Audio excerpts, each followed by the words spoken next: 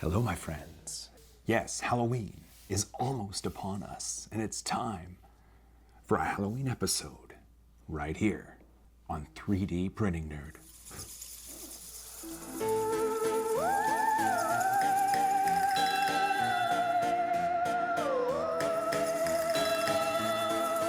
There you are. Welcome back. Happy Halloween. These are going to be the first models we talk about, but first we need to get our sponsor out of the way. MakerBox is a filament sampling service. It's for when you want to try a new filament, but you don't want to have to spend money on an entire roll just in case you don't like it. Every month, Printed Solid and MakerBox curate a box filled with all sorts of really cool filaments that let you try it on a monthly basis. And a lot of the participating manufacturers give you a discount on a full spool if you've tried their filament from the MakerBox. They've picked me to curate December's box, and I'm pretty excited.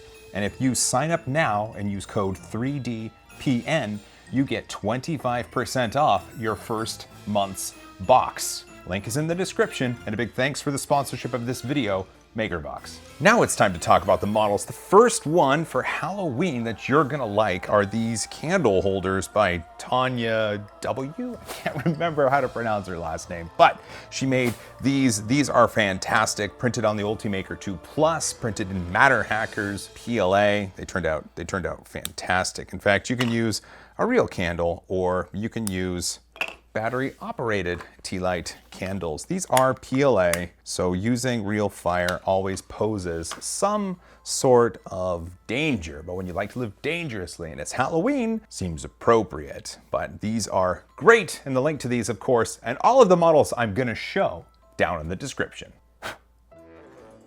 These spooky candle holders by Tanya Wiesner, available at my mini factory. We're printed on the Ultimaker 2 Plus. And Matter Hackers, spooktacular purple PLA, a scary 0.15 millimeter layers, 225C on the nozzle, 60C on the bed with magic goo, and at 60 millimeters per scream. Something fun that you can try are these things called Halloween Snapouts. These are by 3D Brooklyn.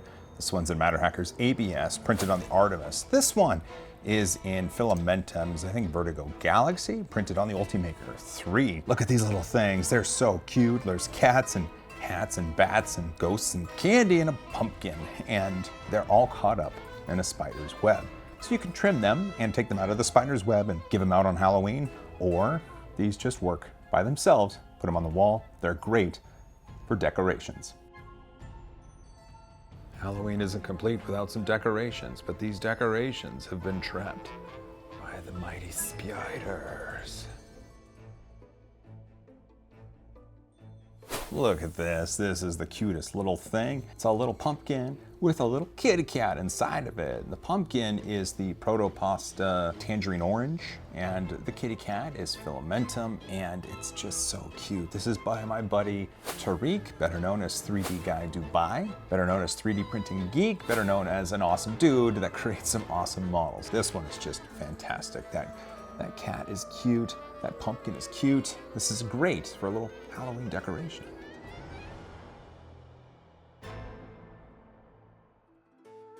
Don't be deceived by this kitty's smile, because when you say, "Here, kitty, kitty," it's coming right for your brains.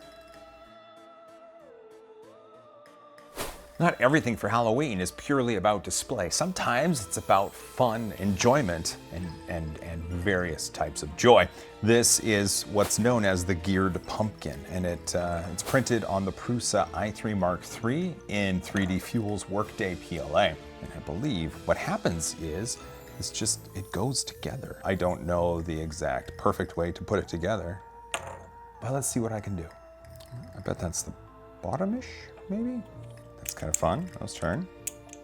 Neat. This isn't gonna be anywhere near correct, and that's fine. That's fine. Does it turn?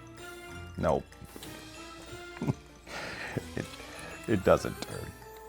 Thought I could guess it, but apparently not. I'm gonna look up the right way to do this. Okay. And that is the geared pumpkin. Quite more of a trick than a treat.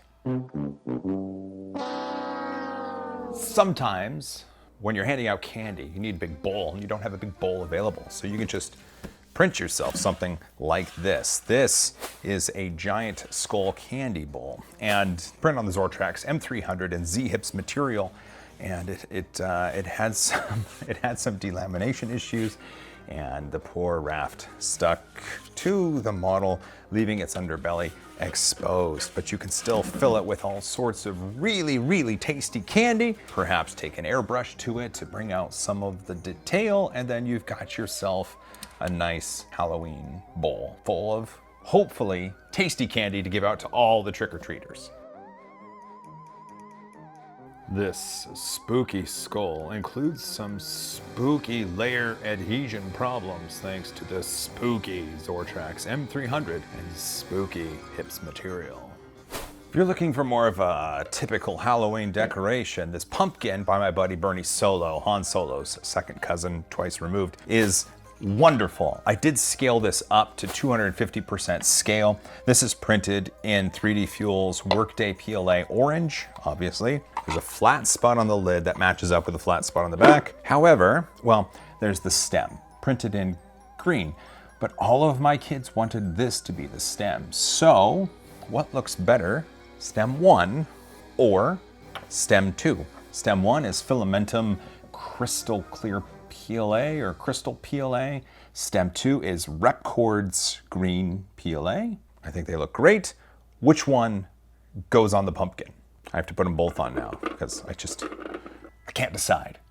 Sometimes a model comes along and it's just something you have to print and it looks kind of like this. This is called Halloween Model Mayhem by FilamentFrenzy. You know Tom on the Twitters. He takes amazing photos of his prints and he created this monstrosity. It's got the Protopasta Protonome. It's got filaments, helmets up top, his boots in the back, and then it's got spanner hands and the angry pumpkin, and it's on top of this spidery base. This one is printed in Protopasta's Tangerine Orange on the CME CNC Artemis, and it looks great. I think the Artemis did a great job, and I do love the color. There are some wisps of filament, but nothing that a heat gun and a couple seconds couldn't take care of. This one is another story. This one was printed on the Robo R2, and it was printed in 3-year-old Matter Hackers ABS. And we had some issues. It was going along really great, but then we had some spooky delamination of layers, and it started to lift off the bed in certain spots where other spots just peeled the build tack right from the machine. And it's heavy too because it was printed with a lot of material, which is the default in Robo Cura. Two cool versions of the model. I do prefer this one myself. This one will haunt your dreams. While this material may be 3 years old, it's still able to reproduce spooktacular results and real lifelike cracks in the model that could only result in its spirit trying to escape. Never did I think in my wildest dreams I would witness pure evil in front of me, let alone pure evil that a machine that I have in my house was able to recreate. We're going to get a little spooky for these last models, and this one especially. This is by my buddy Wiesner, and this is called the Screaming Pumpkin. This is printed in Prusa's prototype Prusament that I got a while ago on the Prusa i3 Mark III, and it was scaled up to 150%, and it looks just absolutely gorgeous. Not to be outdone though, he did release a version of this model that was multicolor. So here we have this one. This silvery gray one is great. It looks decent. The undersides can use a little work. This one though, look at this. The ground itself is Filamentum's Vertigo Galaxy. The orange is Protopasta's Tangerine Orange or Tom's Orange. And look at that. It almost looks like the ground itself is trying to hold the pumpkin back, but you can see the tongue coming out, screaming in agonizing pain, trying to release itself from its captors. I love this model. This is great. And what's great about the silvery one is you could easily take an airbrush to this, give it some darks, kind of give it some shadowy looks, just illuminate the detail and give that some great stuff, which I might do in the future. So great model. If you get the chance before Halloween, definitely print this one and have this one shown so everybody can see it. When searching for a jack-o'-lantern, you may notice something rustling out of the corner of your eye. That's just them trying to escape, but the pumpkin patch holds them back. I need to present this one right here. I teased it on Instagram, being scared of it before taking it off the build plate. This is called Fallen Angel by my buddy Wexter as well. This is printed in Prusament's Pearl Mouse at 0.15 millimeter layers, scaled up a little bit, and just look at it. The i3 did a great job on the backside there. All these small points had to start from the bottom, the base plate of the model, and then work its way up. And the detail on this is just gorgeous. And that Pearl Mouse Prusament was a fantastic filament choice for this thing. Oh, it's beautiful. It's just gorgeous, and I love it. If you get the chance, definitely print this model. I think you'll love it. This angel fell to earth, and the souls it needs to return to the heavens are on its list. Well, these models are great. The scariest and spookiest models are failed prints. Yeah, you know, just like everybody else, I experience failures when printing, and especially with this Screaming Pumpkin model, I swear it was just cursed. The little pumpkin kitty model, it was cursed as well, and so I did end up with some failed prints there, but this one, I mean, the Vertigo Galaxy performed well. This one was Matter Hackers PLA with some Repcord Orange. This one on the Ultimaker, but it had a problem with the temperatures up top and it wasn't able to extrude. This one, the green just failed, and so the orange went through, but spooky failed prints. Ooh, scary. Failed prints are scary, and from what I can tell, the only way to get rid of the curse is to properly dispose of them. Ah, that's proper. Halloween is a fun time. Be safe, be awesome, be courteous and kind, get lots of candy. Don't forget to spook each other more often. And as always, high five.